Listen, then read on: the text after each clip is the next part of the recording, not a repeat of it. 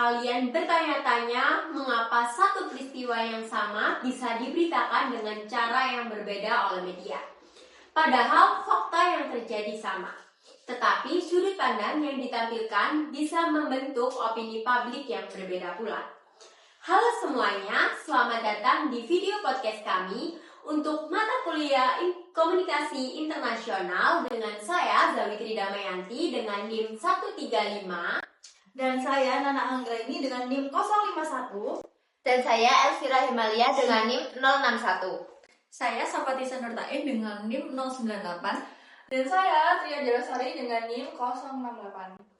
Dalam podcast ini kami akan membahas bagaimana dua media internasional yaitu CNN dan Al Jazeera memberitakan konflik Amerika Serikat dan Israel.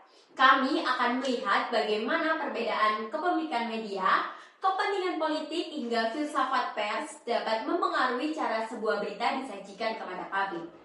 Melalui analisis kita akan memahami bahwa media tidak hanya menyampaikan informasi, tetapi juga dapat membentuk cara masyarakat memandang sebuah konflik internasional. Yuk, mari kita mulai langsung sekarang. Oke teman-teman, jadi sebelum kita mulai menganalisis dari dua media ini, mungkin saya akan lebih baik membahas sedikit tentang sejarah.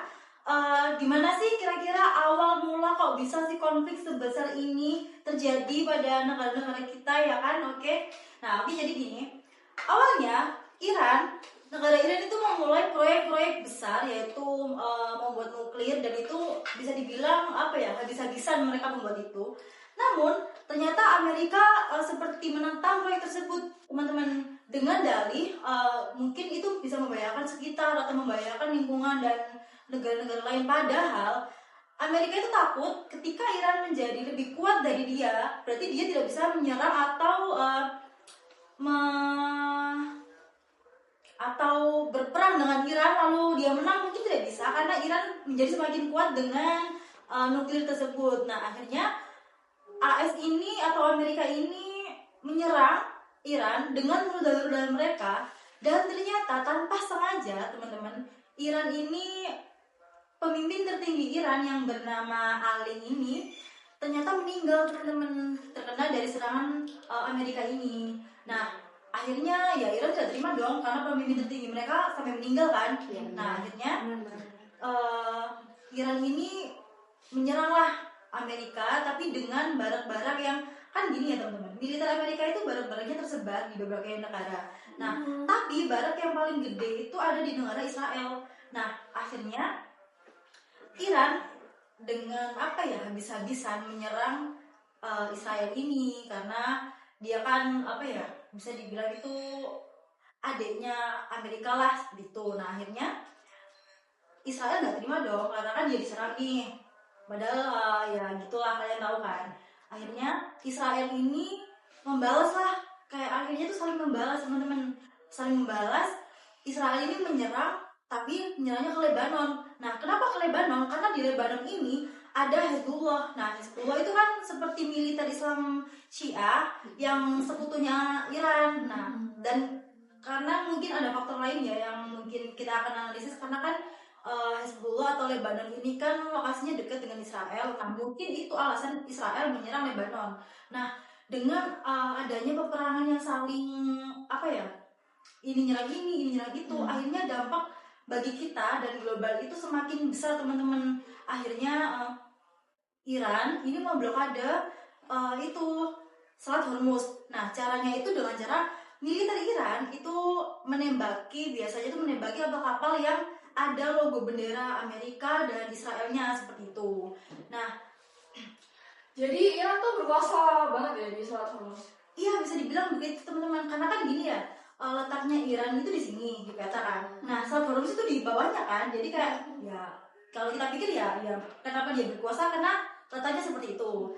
Nah, lalu dampak bagi Amerika yang mungkin di blokade tadi itu harga minyak, pokoknya termasuk energi lah, minyak, gas, dan itu akhirnya melonjak tinggi harganya di sana. Jadi seakan-akan kayak Iran ini mematikan kehidupan di sana lah, gitu balasnya juga begitu. Oh, berarti harga minyak dan gas kita yang melonjak tinggi itu gara-gara Amerika Serikat. Iya benar, jadi tuh, nah ini juga perlu kita bahas karena dampaknya juga ke negara kita teman-teman, ke Indonesia dan banyak negara lain. Iya, Makanya benar-benar. itu negara Indonesia kan energinya juga waktu itu minyak dan gas juga melonjak Melonjak tinggi. harganya kan, Iya, kan benar. pasti tahu. Iya. Nah seperti itu. Nah lalu pada April 2026 itu sebenarnya Iran dan Amerika ini sudah ditengahi atau dimediasi oleh Pakistan teman-teman. Nah tapi mungkin karena ini akhirnya Israel itu muncul serangan-serangan kecil yang bocor akhirnya ke Iran. Jadi Israel itu nyerangnya ke Iran dan mungkin dan mungkin akhirnya karena serangan ini terus bocor, ini tuh termasuk serangan susulan teman-teman yang ada di periode 2026 Juni yang akan kita bahas di dua berita ini. Nah, dari sini kita bisa melihat bagaimana media-media besar dunia memberitakan konflik yang sama tetapi dengan sudut pandang yang sangat berbeda. Mari kita lanjut mengenai analisis dari pembahasan kedua media tersebut. Oke, di sini saya akan membahas analisis pemberitaan dari CNN yang berjudul Iran War Power Resolution, Trump Suggests Ceasefire Remains in Place, yang terbit pada tanggal 2-3 Juni 2026. Kalau kita lihat dari isi beritanya, CNN lebih banyak mengangkat sudut pandang Amerika Serikat dan Israel. Fokus utamanya bukan pada dampak perang terhadap masyarakat sipil, tetapi pada strategi dan langkah yang dilakukan oleh kedua negara tersebut. Hal ini terlihat dari kutipan yang dipilih CNN seperti pernyataan Donald Trump yang menyebut Benjamin Netanyahu sebagai great partner atau mitra yang hebat, dan Trump juga mengatakan bahwa Israel tidak akan bisa menjalankan operasinya tanpa bantuan Amerika. Dengan kalimat, "They couldn't have done it without us." Di sisi lain, korban di Lebanon memang tetap disebutkan, tetapi hanya dibahas secara singkat, artinya perhatian pembaca lebih diarahkan pada keberhasilan strategi Amerika Serikat dan Israel daripada dampak kemanusiaan yang ditimbulkan akibat konflik. Kalau kita lihat dari sumber berita, sebagian besar informasi memang berasal dari pejabat Amerika Serikat seperti Donald Trump dan Menteri Luar Negeri Marco Rubio. Kalau sumbernya lebih banyak dari pejabat Amerika, ya wajar aja kalau sudut pandangnya lebih condong ke sana. Iya, seperti apa yang udah aku sampaikan sebelumnya. Memang benar kebanyakan informasi dari Donald Trump sama Marco Rubio. Tapi di balik itu, suara dari Iran maupun Lebanon juga muncul dalam porsi yang jauh lebih sedikit.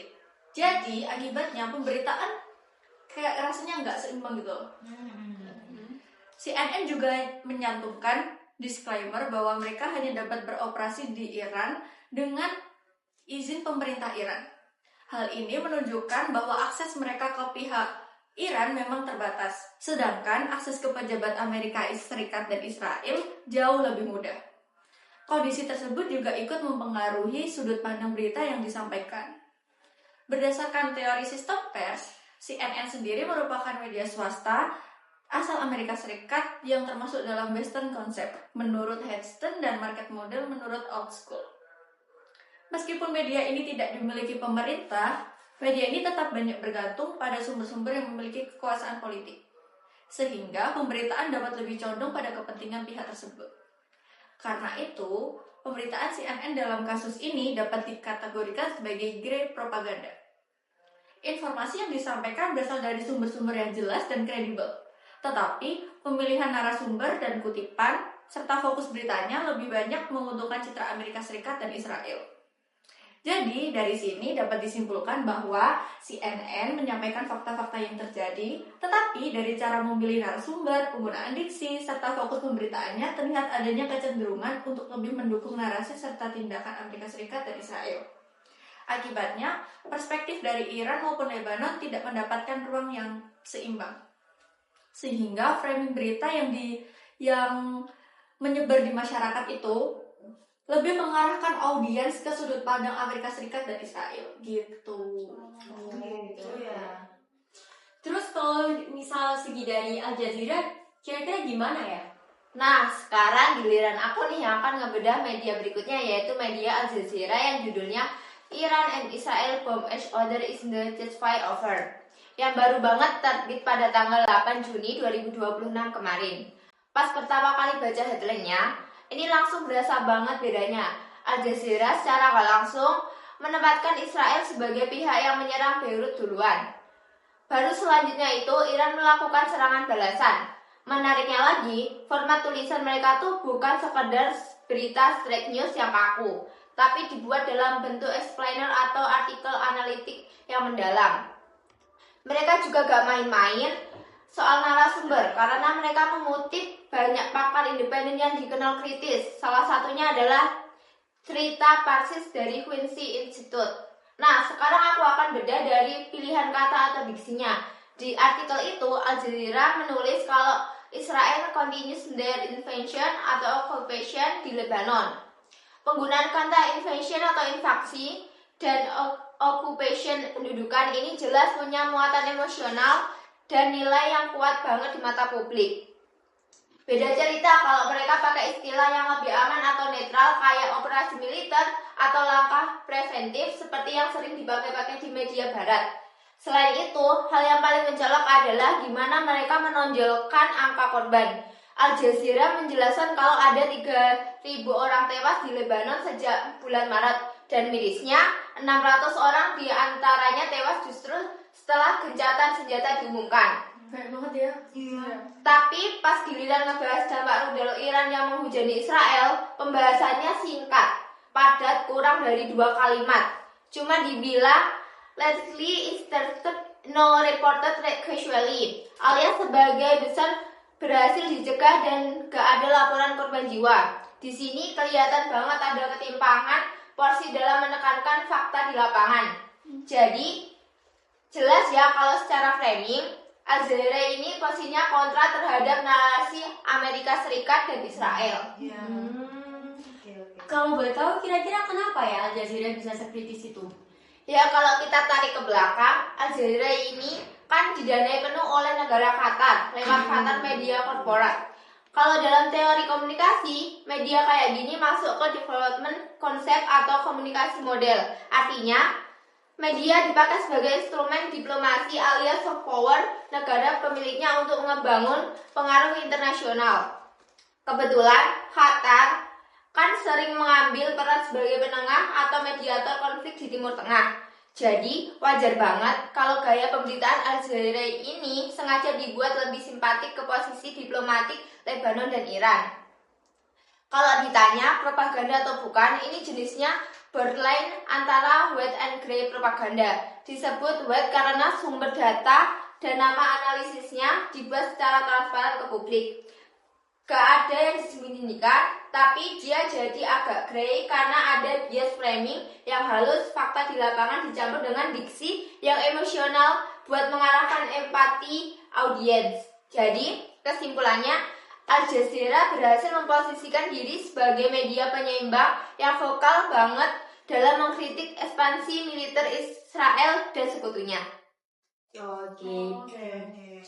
Terima kasih atas penjelasannya mengenai bagaimana CNN dan Al Jazeera memikirkan konflik tersebut. Dari pemaparan tadi terlihat bahwa media yang berbeda dapat membangun sudut pandang yang berbeda pula terhadap peristiwa yang sama. Selanjutnya kita akan membahas dari perspektif komunikasi internasional dengan menjawab 4 pertanyaan utama. Pertanyaan yang pertama, kira-kira media massa tersebut dimiliki oleh negara mana dan filsafat pers apa yang dianutnya? Oke, baik, di sini saya akan menjawab dari pertanyaan Kak moderator. CNN berasal dari Amerika Serikat. Menurut Huston, CNN termasuk Western concept, yaitu media yang bekerja dalam sistem pers yang relatif bebas. Kemudian menurut Lowenstein, CNN masuk model libertarian dan school responsibility. Sedangkan menurut Altschool, CNN termasuk market model karena beroperasi sebagai media bisnis. Dalam berita yang kami analisis tadi, hal ini terlihat dari fokus CNN pada pernyataan pejabat Amerika Serikat seperti Donald Trump dan pemerintah AS. CNN lebih banyak menyoroti keberhasilan strategi Amerika Serikat dan Israel dibandingkan dampaknya terhadap Lebanon. Sementara itu, Al Jazeera berasal dari Qatar. Menurut Hudson, Al Jazeera termasuk development concept. Menurut Longstein, cenderung ke communication model. Dan menurut Outschool, termasuk development model karena masih dipengaruhi kepentingan negara pendanaannya. Dalam berita yang kami analisis tadi, Al Jazeera lebih banyak menyoroti korban sipil di Lebanon dan mengkritik tindakan militer Israel. Jadi terlihat bahwa kedua media massa tadi memiliki sudut pandang yang berbeda dalam memberitakan isu yang sama. Jadi sudut pandang dari kedua berita itu beda-beda. Untuk pertanyaan selanjutnya, ya kira-kira siapa yang memiliki media tersebut? Apakah swasta, multipartai, atau bahkan pemerintahan? CNN sendiri merupakan media swasta yang dimiliki oleh Warner Bros. Sedangkan Al Jazeera dimiliki dan didanai oleh pemerintahan Qatar. Perbedaan kepemilikan ini terlihat dalam pemberitaan mereka. CNN lebih sering menggunakan sumber dari pemerintah Amerika Serikat dan Israel. Sebaliknya, Al Jazeera lebih banyak menampilkan perspektif yang dekat dengan kepentingan diplomasi Qatar dan negara-negara Timur Tengah lainnya. Untuk yang ketiga, kira-kira bentuk propaganda apa sih yang muncul dalam pemberitaan kedua media tersebut? Berdasarkan analisis kami, kedua media itu lebih cenderung ke grey propaganda. Pada CNN sumber beritanya jelas, tetapi fakta yang ditampilkan lebih banyak mendukung kebijakan Amerika Serikat dan Israel. Misalnya, dengan menonjolkan pernyataan bahwa Israel adalah mitra penting bagi Amerika Serikat. Sementara pada Al Jazeera sumbernya juga jelas, tetapi pilihan kata seperti pendudukan atau invasi membuat pembaca lebih bersimpati kepada Lebanon dan Iran. Karena sumbernya tetap terbuka dan dapat diketahui, maka kedua media tidak termasuk black propaganda. Jadi dari kedua media tersebut, CNN maupun Al Jazeera itu sama-sama grey propaganda ya. Oke, untuk pertanyaan kita yang terakhir nih, mari kita lihat bagaimana sejarah hubungan diplomatik kedua negara tersebut serta pengaruhnya terhadap pemberitaan media. Oke, untuk menjawab pertanyaan ini, kita tuh perlu melihat hubungan antara Amerika Serikat dan Israel. Secara historis, Amerika Serikat dan Israel telah menjadi sekutu sejak tahun 1948, yaitu sejak Amerika Serikat mengakui kemerdekaan Israel.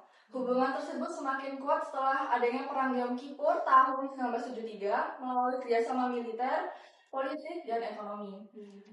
Hingga saat ini, hubungan kedua negara masih sangat erat. Amerika Serikat tetap menjadi salah satu pendukung utama Israel, baik melalui bantuan militer, dukungan diplomatik, maupun kerjasama ekonomi. Kemudian, namun dalam konflik tahun 2026, mulai terlihat beberapa perbedaan pandangan nih antara keduanya. Amerika Serikat mendorong upaya gencatan senjata, sementara Israel beberapa kali tetap melanjutkan operasi militernya di Lebanon. Meskipun demikian, perbedaan tersebut tidak mengubah posisi Amerika Serikat sebagai sekutu utama Israel.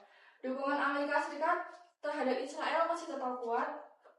Hubungan diplomatik yang akan inilah yang membantu menjelaskan hasil analisis kami.